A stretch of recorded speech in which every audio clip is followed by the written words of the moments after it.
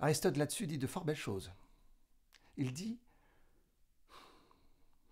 Ah oui, c'était un grand homme. Sganarelle et Martine, mari et femme, pour le dire joliment, se querellent. Bon, ils s'engueulent, quoi. Que maudit soit le jour où je m'avisai d'aller dire oui. Tu fus bien heureuse de me trouver, Eva. Un homme qui me réduit à l'hôpital, un débauché qui ne fait que jouer et boire. Et je m'ennuie sinon...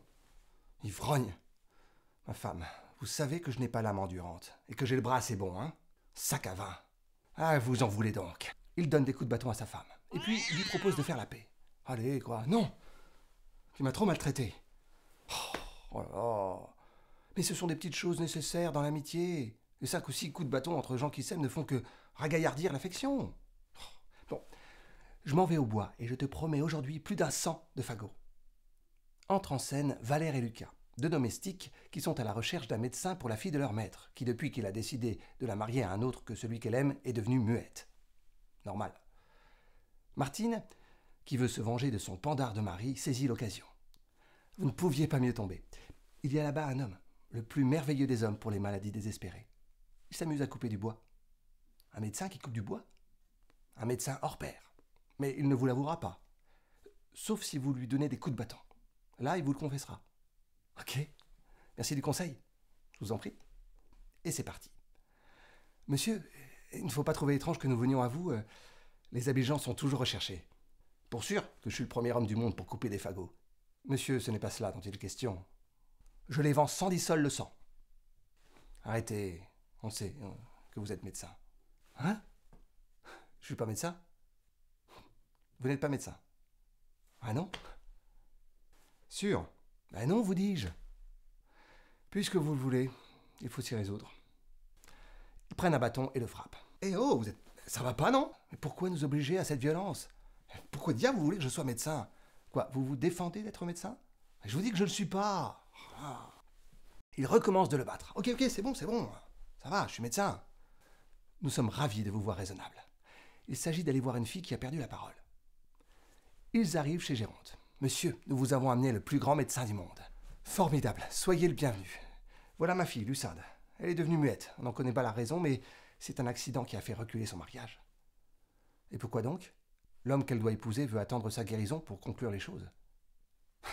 Et qui est ce sot-là qui ne veut pas que sa femme soit muette? Plût à Dieu que la mienne eût cette maladie, je me garderais bien de la vouloir guérir. Bon, bref, donnez-moi votre bras.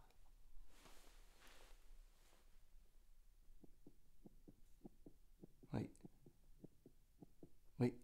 Voilà un pouls qui marque que votre fille est muette. Fort bien, mais la raison, s'il vous plaît, qui fait qu'elle est muette, c'est l'empêchement de l'action de sa langue. Aristote là-dessus dit de fort belles choses. Il dit... Ah oui, c'était un grand homme. Un homme plus grand que moi. Vous parlez le latin? En aucune façon. Cabricias, catalamus singularitaire. Nominativo ec musa. La muse. Bonus bona bonum. Deus sanctus vaporum. Or, ces vapeurs dont je vous parle remplissent les ventricules des omoplates. Voilà ce qui fait que votre fille est muette. Impressionnant. Mon avis donc est qu'on la remette au lit et qu'on lui fasse prendre pour remède quantité de pain trempé dans du vin. Ça la fera parler. Je reviens ce soir pour voir comment elle va. Hein? Attendez un peu, voilà de l'argent. Très bien, je le prends, mais sachez que ce n'est pas l'argent qui me fait agir. Hein. Je ne suis pas un médecin mercenaire. Allez, nouvelle scène. On fait la rencontre de l'amoureux de Lucinde, Léandre, qui demande de l'aide à Sganarelle. Je suis amoureux de Lucinde, et comme son père me ferme tout accès auprès d'elle, j'ai besoin de vous pour lui pouvoir dire 2 mots. Pour qui me prenez-vous? Comment osez-vous vous adresser à moi, un médecin, pour vous servir dans votre amour? Tenez, monsieur, voilà de l'argent. Mais comme vous êtes un honnête homme, je serai ravi de vous rendre service. De quoi est-il question? Vous saurez, monsieur, que cette maladie que vous voulez guérir est une maladie feinte. Lucinde n'a trouvé cette solution que pour se délivrer d'un mariage dont elle était importunée. Voilà donc ce que je compte faire et attends de vous, pour l'approcher, me déguiser en apothicaire et que vous me disiez 5 ou 6 grands mots de médecine afin de me donner l'air d'habile homme. J'y connais que dalle en médecine. Ah non? Non, ils m'ont fait médecin malgré mes dents. Regardez. Toutes mes études n'ont été que jusqu'en 6e. Il voulait que je fusse médecin.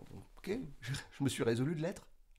On avance, et on se retrouve chez Géronte, en compagnie de Léandre, déguisé en apothicaire donc. Qui est cet homme-là que vous amenez? Votre fille en a cruellement besoin.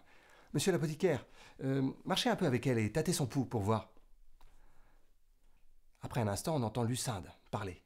Voilà ma fille qui parle. Ô grande vertu du remède, ô admirable médecin, merci. Oui, mon père. J'ai recouvré la parole, mais je l'ai recouvrée pour vous dire que je n'aurai jamais d'autre époux que Léandre, et que c'est inutilement que vous voulez me donner Horace. Ah, quelle impétuosité de parole. Tu épouseras Horace, dès ce soir. J'épouserai plutôt la mort. Mon Dieu, taisez-vous. Oh, laissez-moi médicamenter cette affaire. Vous, monsieur l'apothicaire, allez lui faire un tour, et donnez-lui ça. Ça la calmera. Nous ne bougeons pas. Tirez-vous. Allez, oust, dehors. Enfuyez-vous, je vous dis. À tout de suite. Pour suivre, Lucas, le domestique de Géronte, lui apprend que sa fille s'est tirée avec l'apothicaire, qui se trouve être Léandre, et accuse du même coup Sganarelle d'avoir tout manigancé. Comment? M'assassiner de la façon?